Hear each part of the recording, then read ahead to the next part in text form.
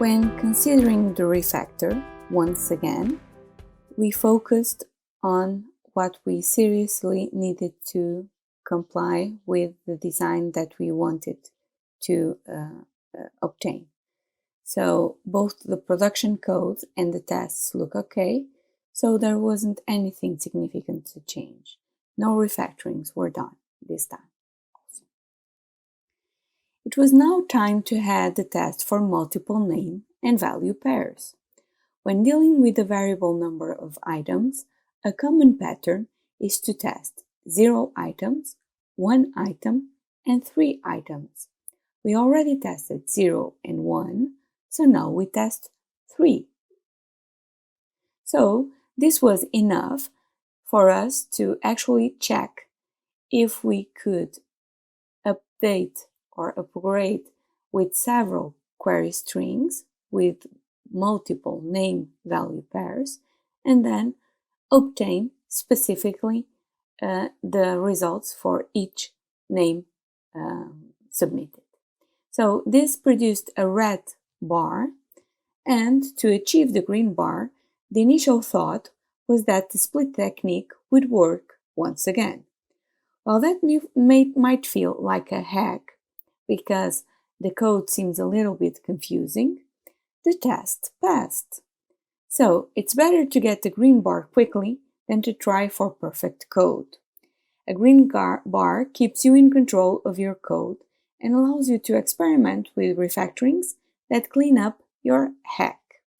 So if we look at the code, we obtain the first split for the ampersand, and then we follow for each pair inside of the splitted pairs, and we try to split them once again by the equal sign, and then return the corresponding name and value.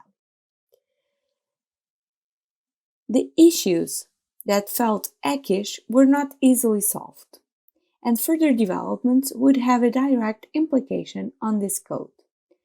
It is time to pass this refactor once again. The test didn't need refactoring either, so no refactor occurs at this time.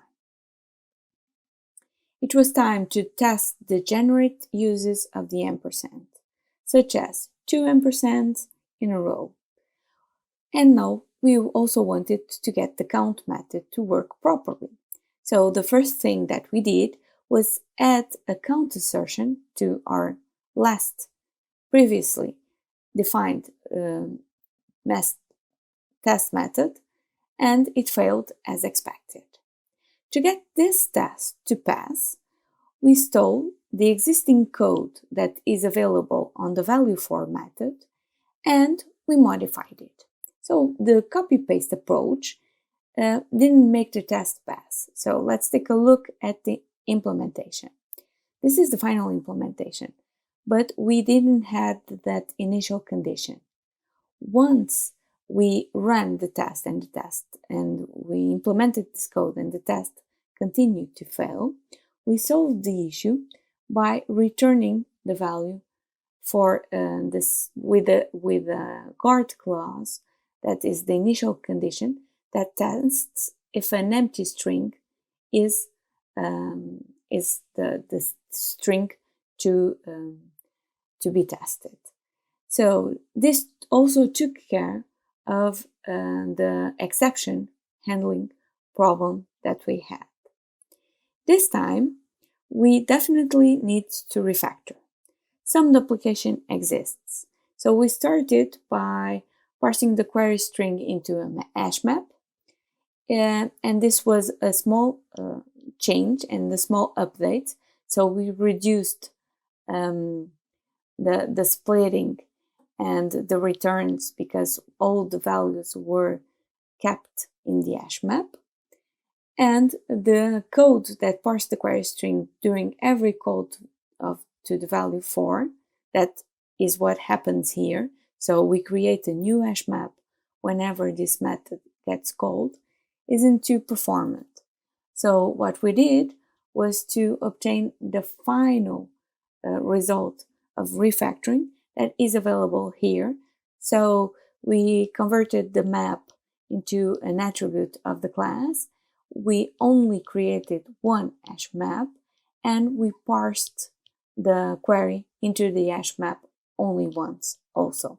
So both the implementations of the count and the value for method are quite simple, and they only return the size of the map and the corresponding value for a specified name.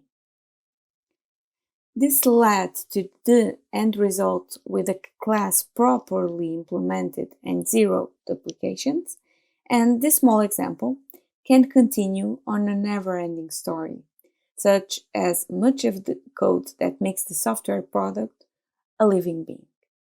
The process was briefly explained, and it is up to each programmer to practice and understand the major benefits of the 3 stages of TDD in practice.